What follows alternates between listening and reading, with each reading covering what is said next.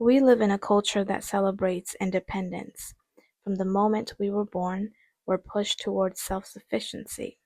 From expecting infants to self-soothe and sleep on their own, to pushing an 18-year-old into the real world and figure it all out with the goal to be a self-made person.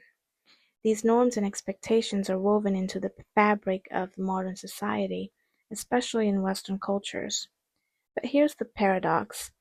While we're becoming more independent, we're also becoming more isolated, more stressed, more burnt out, and ironically less capable of thriving. The very thing we celebrate, this hyper-independence, is quietly eroding something fundamental to human survival: interdependence. So I want to explore how our obsession with independence is killing the interdependence that sustained humanity for millennia. So what is interdependence though? It's not being dependent or codependent, helpless or useless. It's actually recognizing that we function best when we're connected, when we share resources, responsibilities, give support, and receive support. For most of human history, interdependence was a given. Extended families lived together, especially from my culture, I can attest to that. Communities raised children collectively. People relied on families, neighbors for everything from childcare to elder care to economic survival. This wasn't weakness really. It was smart. It helped us get further. In a way, it was wisdom. Interdependence created resilience because with help, you can definitely go further. When one person struggled, others stepped in. When resources are scarce, they were shared.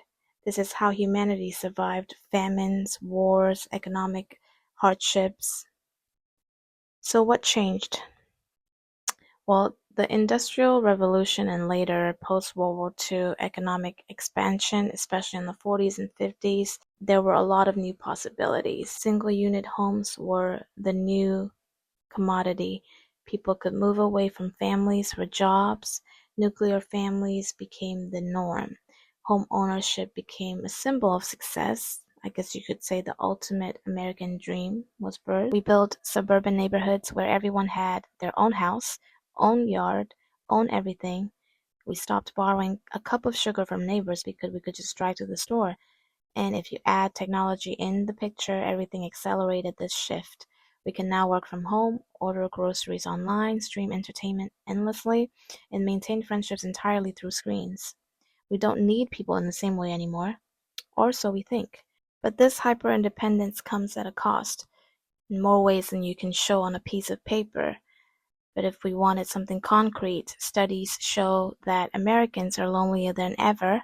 Social isolation is linked to increased rates of depression, anxiety, and even physical illness. This loneliness is a public crisis, but more than that, we have become lost as a society because we don't know how to seek meaning in depending on people around us. One of the realities that are cracking the ground of independence is the economic burden. Living independently is financially unsustainable for many families, forcing families back into multigenerational living, which is not a failure. It is a practical, sustainable solution because we're sharing resources and caregiving, which creates mutual benefits. And beyond economic reasons, when we prioritize independence, we lose out on human connections and relationships that make life fulfilling. And we also are outsourcing what we relied on families and communities for the longest time. Because what interdependence does is it makes you feel connected. It makes you feel a sense of belonging, that you need people in your life and that you're also needed, and that makes life meaningful. So ultimately, independence isn't the problem. Idolizing it is. Interdependence is the framework that allows people and communities to actually thrive. So we need to just start owning the fact that we need each other and also measure success by how well we build and sustain care and build connection and build shared life.